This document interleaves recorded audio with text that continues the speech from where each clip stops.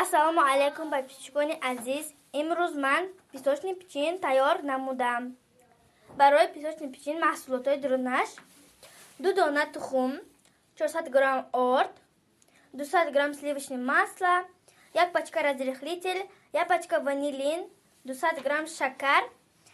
Ина шумоам тайёр кунед дар хона, кати фарзандотон хӯред. Хайр, дӯстони азиз. Хотите простой рецепт вкусного красного бархата? Чтобы записать ингредиенты, ставь на паузу. Яйца и сахар взбиваем в плотную пышную пену. Добавляем туда кефир и подсолнечное масло. И еще раз взбиваем. Затем сода и разрыхлитель, обязательно и то, и то. Какао, мука и еще раз хорошенько перемешиваем, чтобы не было никаких комков. Далее самое интересное, краситель. Я добавила пару капель, вы можете добавить больше для яркости. Выливаем тесто в форму и выпекаем на 180 градусах около 40-50 минут. Готовность проверяем шпажкой. Делаю малиновую начинку, но это не обязательно.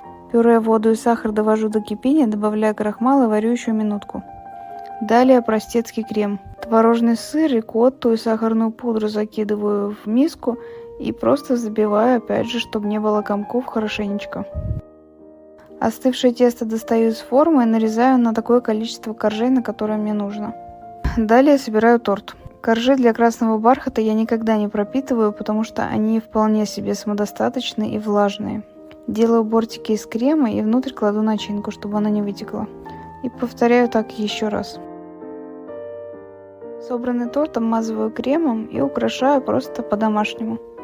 Просто посыпаю оставшейся крошкой и выкладываю клубничку. Получается очень мило и, главное, вкусно. Обязательно попробуйте. Буду рада вашим лайкам. Спасибо за просмотр.